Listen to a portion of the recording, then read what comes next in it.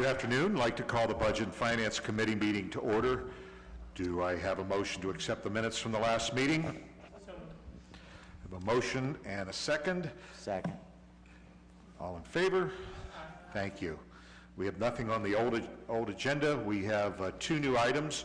First item is an ordinance authorizing, and for the record, all members are present, ordinance authorizing the issuance of a bond in the city in a principal amount not to exceed $13,500,000 for sale to the Water Pollution Control Loan Fund of the State of Ohio to finance the cost of improvements to the city's wastewater system, pledging certain revenues from the city's wastewater system on a subordinated basis to secure the payments of the principal of and interest on the bond, and authorizing the execution and delivery of the bond, the trust agreement, and other documents, and the taking of other actions related to the issuance of the sale of the bond, and declaring an emergency. Mr. Fricker? Thank you, Mr. Chairman.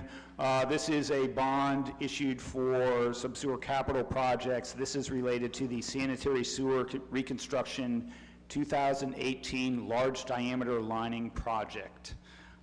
So just for the new members, we've done a number of these bond issuances over the past few years. We are financing the bulk of the CSO project through these Water Pollution Control Loan Fund bonds and loans that we're getting at very low interest rates. So what we've been getting over the past few months is rates as low as 1.2%. So we're taking advantage of this very low interest financing for the sewer projects that we have. And then for the sake of the new members, say maybe a little more about terms of the bond. Yeah, so typically what we've been, this is going to be a 45-year bond. So we're trying, when projects are eligible and they have a useful life that is 45 years or longer, we're taking advantage of that longer-term financing so that we can maintain the highest level of affordability so we're spreading that debt service out over a longer time, which means that we can make it more affordable for the ratepayers rather than financing it over 20 years as we've been doing in the past. Correct. Understanding that 45 years from now, the work that we do will be enjoyed by another generation. Exactly. And they can pay for a portion of that cost. Exactly. All right, thank you. Questions or comments from the committee? Mr. Malik? So is this, the large diameter lining project, is this CSO related, or is this standard maintenance that we would be doing despite? My understanding is it is required under our CSO guidelines. Chris might be able to add a little bit more. Yes, Councilman. Part of our CMOM, our capacity management, through our CMOM, we've identified these sections of sanitary or combination sewer that need repaired or lined. So one of these sections, the large diameter is 18-inch and above. Okay, so we're doing about 1,400 feet of 54-inch pipe through the southern outfall, which is Wilbeth Road North, up towards the Kenmore Bus Barn. That's a brick sewer that's 90 years old. So instead of open cutting and repairing these, we are interior line to extend the life of these sewers. Another one we're doing is a 24-inch under Route 77. So kind of down by Waterloo Road, it would be impossible to dig up the sewer under 77. So that's what these are. It's a cured in place liner that we're bidding this out, and this project there's some contingency in it, but this will extend the life of these sewers, and we are mandated to do these. Would the lining on this be similar to the lining process we use down along Mud Run with the inflatable sock and then the hot water injection? Steam, yes, sir. Okay. Exactly. Okay. Cured in place. That has proved to be very effective, is it not? Very effective. It performed very well over this last storm. We actually didn't put any flow into that basin down there. Now, we didn't get the rain we were supposed to get, but our system performed very well over the weekend. Excellent. Questions or comments? What would be your pleasure? Consent agenda. Okay. If I could have a motion for consent. So moved. Have a motion and a second. All in favor, let it be known by saying aye. Aye. Opposed? All right, we'll see that item's placed on the consent agenda. Our second piece is an ordinance authorizing the issuance of a bond of the city in a principal amount not to exceed $2.5 million for the sale for sale to the Water Pollution Control Loan Fund of the State of Ohio to finance the cost of improvements to the city's wastewater system, pledging certain revenues from the city's wastewater system on a subordinated basis to secure the payment of the principal of and interest on the bond, and authorizing the execution and delivery of the bond, the trust agreement, and other documents, and the taking of other actions related to the issuance and sale of the bond, and declaring an emergency. Thank you, Mr. Chairman. This is similar to the last piece. This one is for the small diameter pipe lining program. Okay. Location primarily for these? They're all over the system. Okay. So we have some on Thornton. There's a lot of long sections, but yeah, they're all over the city. Okay. You know, in our consent decree, we have to TV and clean every mile of sanitary and storm sewer every 5 years. Once every 5 So years. these are identified by the degree of a default, we call them. So a critical defect would have to be repaired within a year. So to prolong this, by lining these now, when we come back in 5 years, the cleaning will have to be greatly reduced, and the TVing obviously will be greatly reduced too.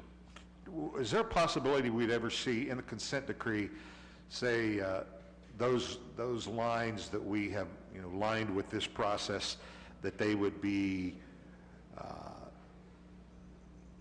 we would be able to bypass those in future televising, or is that yet to be determined? I see Mr. Selman out there, and he's been a big proponent to extend that. So instead of every 5, can we go to 7? Can we go to 10 on some of these? So we're in our second cycle right now. So we are going to make a proposal to the EPA.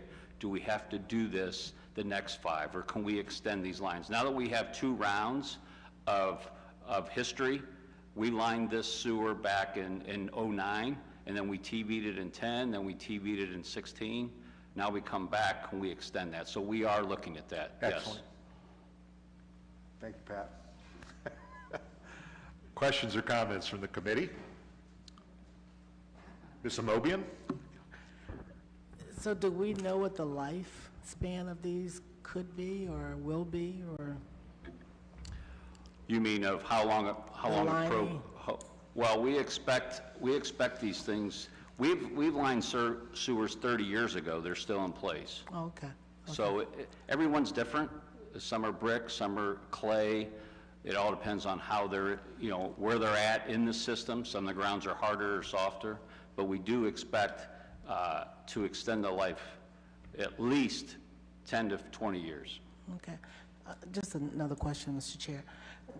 Are there many other major cities utilizing these long-term affordable loans, like 40, 45 years? I know it makes it a little bit more affordable, but it still prolongs the debt, but...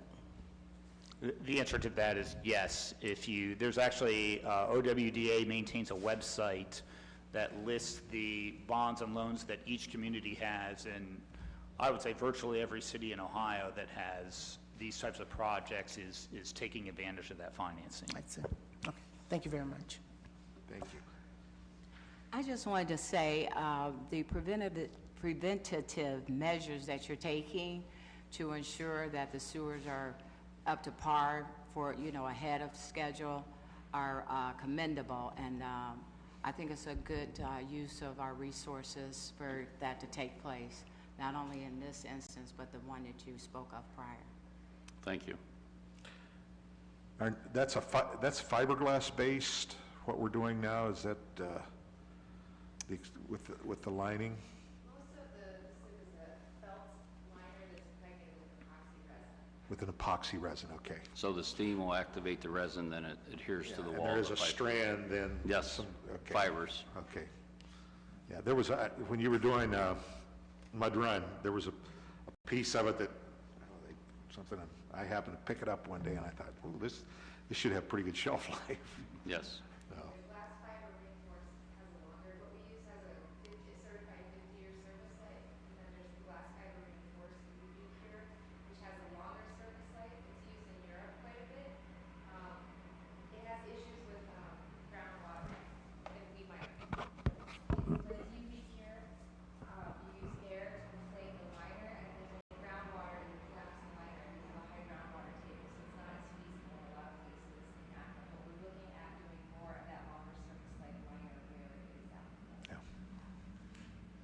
Saves a lot of ground being dug up.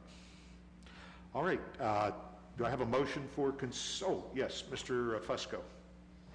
Yeah, thanks. Is there a, do we have software that would give us, for example, I know we've been doing this for some time now, but effective age of the overall system itself? Or, you know what I'm saying, in terms of like, you know, like 20 years ago, it was X, you know, and now that we're doing this system, now it's X, you know, in terms of effective age overall of the overall system.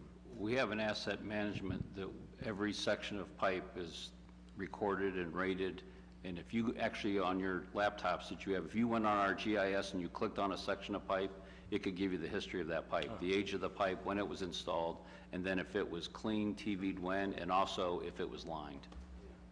It'd just be interesting to take, you know, the total sum and say, well, you know, like 10 years ago, our system would have been, you know, 40 years old or whatever, and now it's 30 years old. You know, we've been making progress, obviously. Yes. So, thank you. Any other questions or comments from committee members or council members in the chambers? Consent. Okay. Looking for a motion for consent. Motion and a second. All in favor, let it be known by saying aye. Aye. Opposed? All right, we'll see this item's placed on the consent agenda. Thank you, Mr. Fricker. We are adjourned.